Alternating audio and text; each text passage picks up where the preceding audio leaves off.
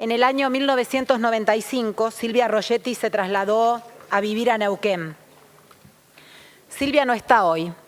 Murió un 9 de junio del año 2000, cuando tenía 29 años, justo una semana después de haberse incrustado a la altura del ojo izquierdo una malla cima de 4 milímetros y que uno de sus hierros penetró sobre el ojo, ocasionando una herida de 8 centímetros dentro del cerebro.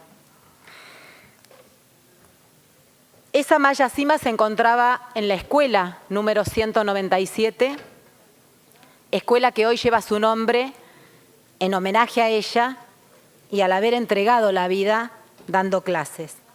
Silvia resistió en la terapia intensiva del Hospital Castro Rendón durante 7 días y luego entró en un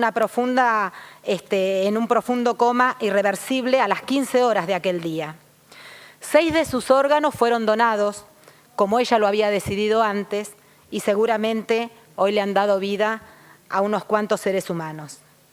La muerte de Silvia se podría haber evitado, señora presidenta, porque ella, como el resto de los trabajadores de la educación de aquella escuela y como la comunidad educativa en su conjunto, habían alertado del peligro que significaba dar clases en una obra en construcción en la que habían convertido aquel establecimiento.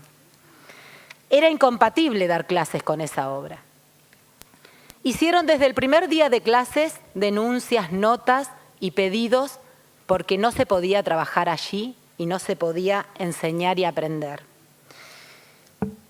Dicha obra tenía finalización de plazo para el mes de marzo, justamente antes de que se iniciara el ciclo lectivo.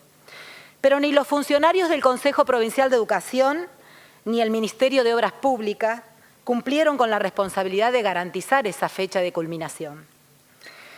Se intentó instalar en aquel momento como verdad que la muerte de Silvia había sido un penoso accidente, sucedido en cualquier obra en construcción a la que podía haber estado, digamos, expuesto cualquier persona. Los funcionarios del gobierno y los representantes de la justicia pretendieron esconder que Silvia era una profesora de educación física que tuvo esa herida mortal mientras daba clases a sus alumnos y alumnas en el patio de aquella escuela. Silvia fue, al igual que los alumnos y al igual que el resto de los trabajadores de la educación de esa escuela, rehén de las condiciones indignas e inseguras provocadas por una política de abandono y destrucción de la escuela pública de los distintos gobiernos. El ministro de Gobierno en aquel momento, Gorosito, fue interpelado en esta legislatura el viernes 16 de junio y desconoció el tema y calificó el hecho como un accidente, como a uno de los tantos que pueden ocurrir, reitero, en una obra en construcción.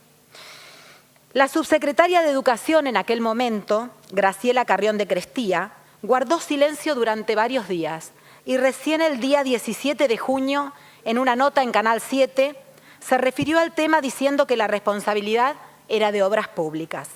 Olímpicamente se lavó las manos y que obras siempre había en los distintos establecimientos porque no alcanzaban las vacaciones o el receso para poder cumplir con los arreglos que requería cada uno de los establecimientos.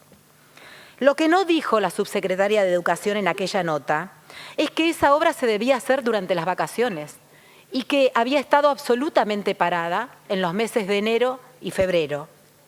Tampoco dijo la subsecretaria en aquel momento que nadie controla el cumplimiento de finalización de las obras y a las empresas a las que se les otorgan estos trabajos en la provincia. Tampoco dijo que Toki, la empresa que llevaba adelante en aquel momento esa obra, era la empresa que había construido en los últimos 25 años la mayor cantidad de escuelas en la provincia. La empresa que pertenecía al esposo de la subsecretaria de Educación y al cuñado. Al presentar la denuncia penal, los familiares de Silvia, el fiscal no encontró pruebas en el lugar porque justamente días previos había sido limpiado y reconstruido el lugar donde había ocurrido el accidente. Accidente entre comillas. Pero las compañeras de Silvia, previendo esto, y la dirección de la escuela habían presentado en su momento fotografías que demostraban cuál era la situación del lugar donde ocurrió el hecho. Por supuesto que el fiscal no las tuvo en cuenta y determinó que no había habido negligencia y no encontró autores del delito y archivó la causa. La verdad, señora presidenta, que este es un dictamen aberrante desde todo punto de vista. El gobernador en aquel momento era Sovich y sostuvo a todos los funcionarios en sus puestos. Al tiempo, a los meses, el 15 de septiembre recién desplazó a Crestía del cargo de subsecretaria, pero la mantuvo como presidenta del Consejo Provincial de Educación. Se realizaron muchas marchas en aquel momento, porque fueron varios días de tristeza mientras Silvia agonizaba en el Hospital Castro Rendón hasta que se produjo su fallecimiento. Ante un nuevo aniversario, desde esta banca decimos que la recordamos a Silvia con su bicicleta con la que se trasladaba todos los días a trabajar, con la misma bicicleta que usaba para ir a todas las marchas y a todas las actividades que votábamos en las asambleas de nuestro sindicato y que defendía la profesión que ella tenía y la amaba con el corazón. Silvia usaba la misma bicicleta para recorrer las casas de sus alumnos, para ir a verlos cuando no venían a clases. No queremos que vuelva a pasar esto, señora presidenta.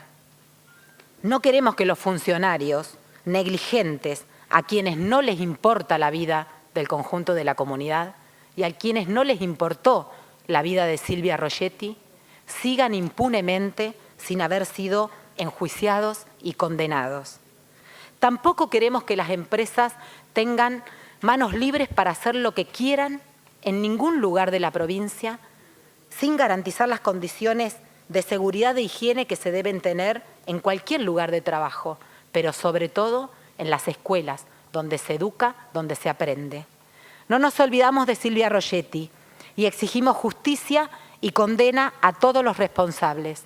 Silvia Rogetti presente, ahora y siempre. Gracias, diputada.